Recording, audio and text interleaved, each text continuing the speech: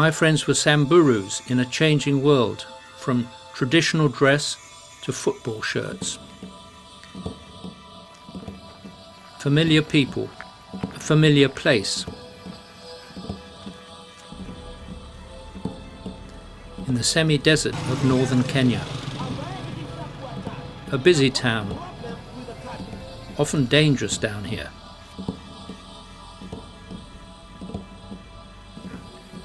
Once there were lots of dogs in Isiolo, part of a lively community. But then the dogs started to disappear. Not traffic accidents, not caused by Chinese motorbikes, but by the Chinese, so it is said, for food.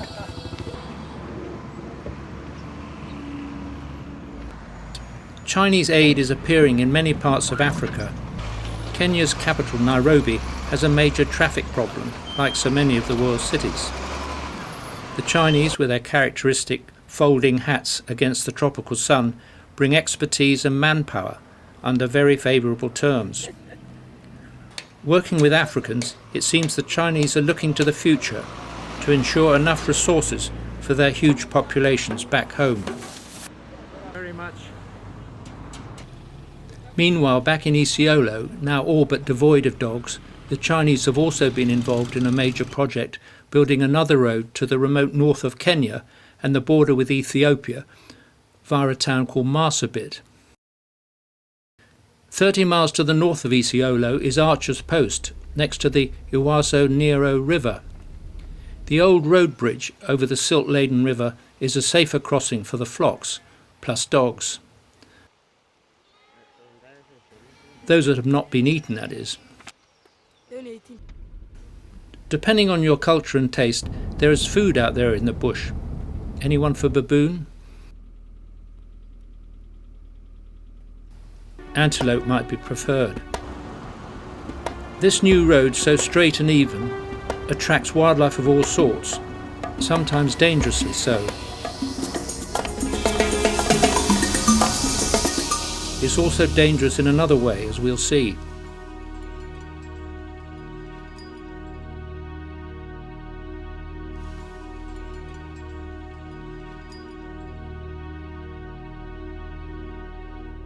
More of a traffic hazard than grumpy camels. The road is built in sections, bringing both tourists and Chinese workers. The tourists want to admire the elephants.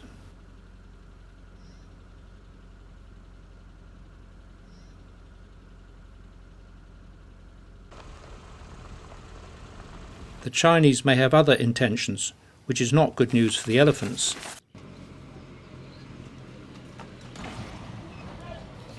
However you travel, it's some 200 miles to the south that the Chinese connection reappears.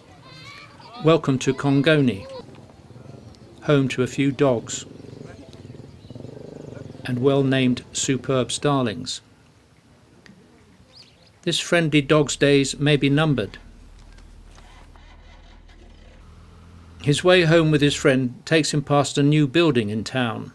Apparently shipped in complete from China, this place houses Chinese convicts who may well never be sent back to China but released in Kenya. At least that's the rumour. Complete with watchtowers and serious fencing and guards, the inmates are taken out from this prefabricated prison and brought back every day. This is a part of Kenya bursting with geothermal energy, and KenGen employs a large workforce. This has been increased by more road building.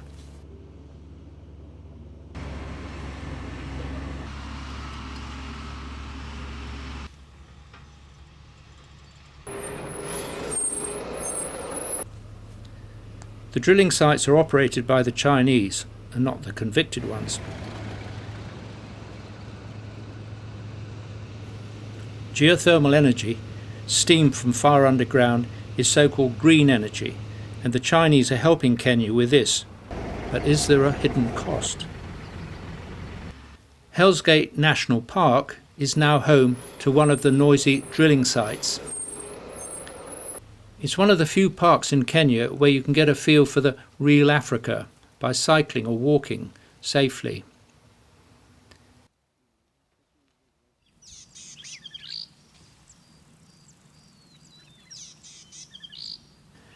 Hell's Gate is famous for its nesting cliff of vultures, one of the most important colonies in Kenya. Whether they will adjust to this progress remains to be seen. They've got big tools for the job. Fortunately for the giraffes, there is a game corridor and nature reserve nearby. And there is also a good tarmac road. This could prove to be an attractive place to do a bit of poaching. Around Osirian, a big flower farm, the dogs had better watch out. For some, they could be more tasty than the sheep, so valued by the Maasai. And bad news, a rhino was killed for its horn in the nature reserve not long ago. We're heading back north towards Isiolo, so lacking in dogs. Near Mount Kenya, another wildlife sanctuary, Old Pejeta, is under pressure, the same pressure.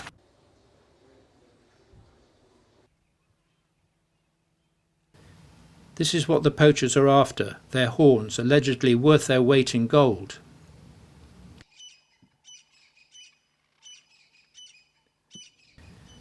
At Marani, it's a sanctuary within a sanctuary. These are northern white or wide shaped lips rhinos.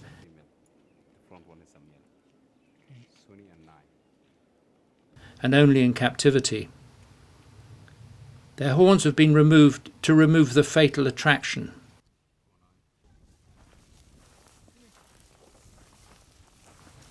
It's believed in China to have medicinal properties. Unfounded. It's made of keratin, like our fingernails.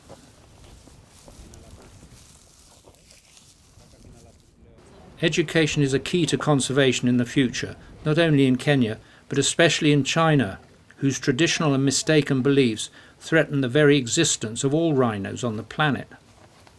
This is a black rhino with its pointed lip. It's urgent. It's war on the poachers. Bloodhounds, tracker dogs, attack dogs. Is this revenge of the dogs taken against their killers? Poachers may be shot. Such is the demand for rhino horn and ivory, they'll risk their lives, while someone far away makes a lot of money.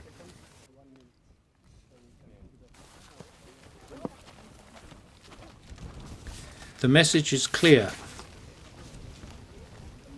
If the fight fails and the rhinos and elephants disappear, even from well-protected sanctuaries like Old Pejeta, there is a future problem for future generations. Tourism, a massive earner for Kenya, famous for the Masai Mara. But other, more remote parts of the country, like Shaba, try to attract visitors. In this case, only a few, including part of the road planning team as it moves on north from Isiolo towards Marsabit. Is this how these beautiful lodges will become when the big game has gone, eaten or smuggled abroad by uncaring customers who perhaps don't even know ivory comes from elephants all the way from Kenya to China? The only people here will be the staff, whose jobs indirectly depend on the wildlife. The only sound will be the sweeping of brooms and the pretty streams around this major investment. At nearby Samburu Lodge, there are several lodges and more wildlife than at Shaba. It could be dinner time.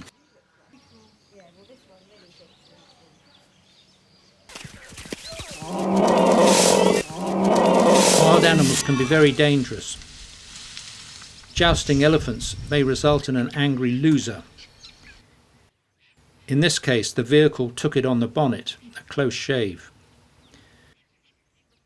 This is actually a mobile collar. So Gilbert can follow individual elephants with satellite collars. There's gadgets.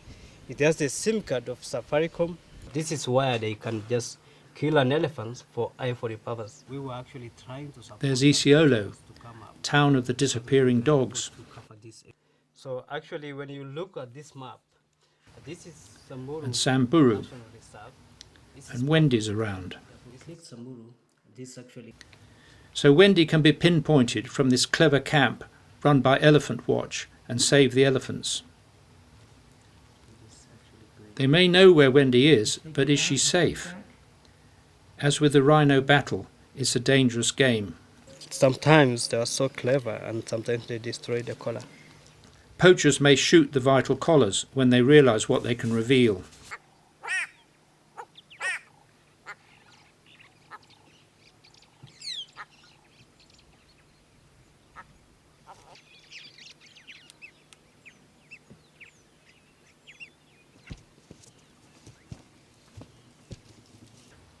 Not a giraffe, but a giraffe antelope, called a gerenok. Rhinos, elephants and giraffes are among the famous megafauna of Kenya, but there's a lot more small game to see. However, no one will come to see it if and when tourism collapses. They won't be back. But they will return if the elephants and the rhinos, or parts of them, have not been robbed and shipped to China, those road builders and, they say, dog eaters. Tracker dogs, armed guards, satellite collars, even drones are being used.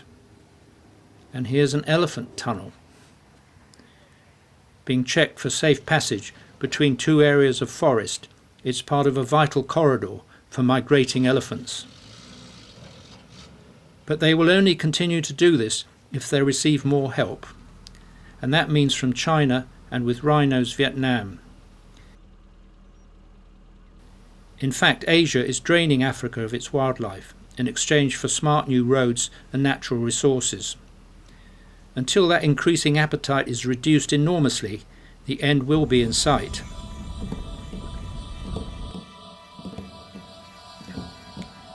The new road from Isiolo is now heading for Marsabit.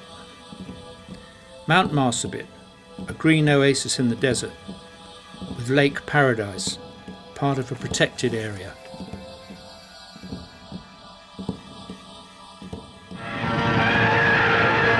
Quickly, Osa takes her gun from the porter as Martin, lost in the scene before him, grinds on. Nearer and nearer comes the herd. Osa points her gun in the air to fire over the elephants, hoping against hope that a shot will be heard over the din. She fires again and the explosion is all but lost. But they've heard it. The charge suddenly turns off as the elephants drive on, away from the rapidly approaching flames. Some of the first wildlife films were made here by Martin and Osa Johnson. In those days, the herds, those early days. And it was home to the mighty Ahmed, guarded day and night until he died of old age. God was heartbroken.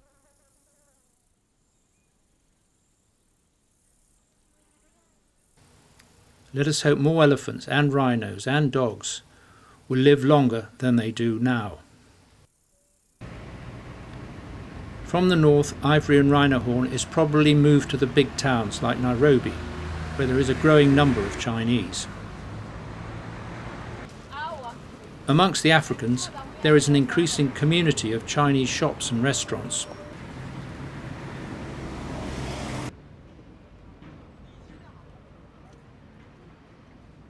There is a big new Chinese hotel and a restaurant with an interesting menu. Dog anyone? And part of the decor, would you believe?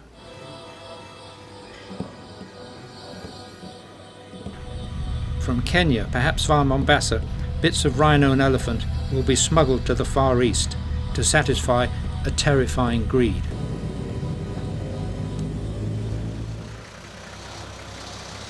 Wherever there are rhinos and elephants, there is danger to them. In Kenya, at Old Pejeta, new science is being used.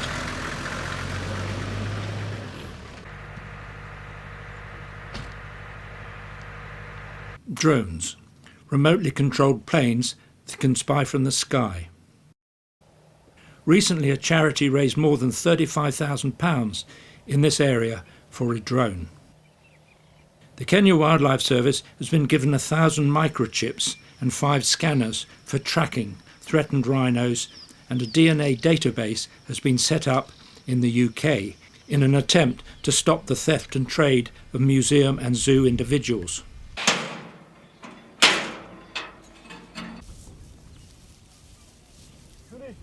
All these scientific advances help provide a deterrent at least.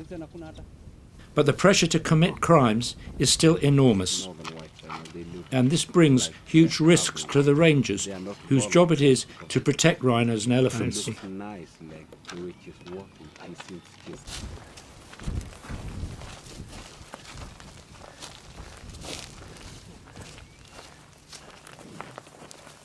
My name is Mohammed Doyle.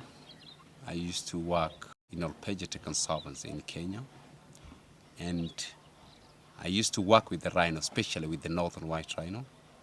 And the time they arrived here, they arrived 2009 on 20th December. Before they arrived, I used to work with this black and white rhino, and I loved them. Almost about 20 years experience of this animal working with them, and I am happy working with him, and I passion to these animals, and I hope the number of this northern white rhino, they will go up. Pleasure to be working with them. To help elephants and rhinos, it's essential to involve the local people, who may ultimately derive some income from tourism. A classic case is the Aberdares Conservation Park, where, over 21 years, a fence 400 kilometres long surrounds the entire Aberdares mountain range. The success of the fence rests on the cooperation of the local community, whose crops are not now raided by elephants, and they themselves are safe. Their land values have increased by up to 300%. The fence was actually started. The first post was actually put in this area. And when this fence passed our area, we found that the conflict between us and the animals was reducing, and it was actually reducing dramatically. Almost 90% of what was happening before the fence, in fact, had actually changed completely. And definitely, we found it was actually very important, therefore, to conserve the forest, to maintain and the fence, because it was now a friendly block between us and the animals. Now, normally, it was not actually meant to keep us away from the forest. It was to keep the animals from coming to us. And that's how we brought about the idea of, backfilling the Nini, which was being destroyed by elephants, large animals like elephants, rhinos, buffaloes. Rhino Ark is now building similar fences around other mountains in Kenya, helping to protect the very rare mountain bongo antelope.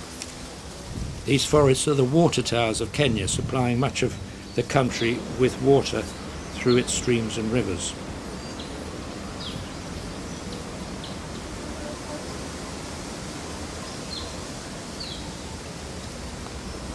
Publicity by mass destruction. In January 2014, China crushed 6 tons of ivory of illegally stockpiled material. At the end of 2013, the USA destroyed its stock of seized ivory, as did the Philippines. The global trade is estimated to be worth $10 billion, some of the proceeds of which are believed to fund terrorist groups. Or burn it. The success of this publicity is controversial. Former Kenya President Daniel Arap Moi said it best at the first ivory burning on July the 18th, 1989. To stop the poacher, the trader must be stopped, and to stop the trader, the final buyer must be convinced not to buy ivory.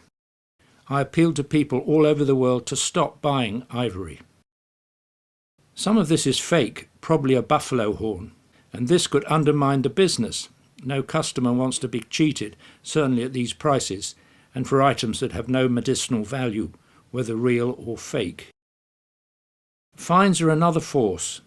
A new law in Kenya has been enormously strengthened. Tan Yong Jin from China was fined £140,000 or 7 years in jail if he is unable to pay the fine.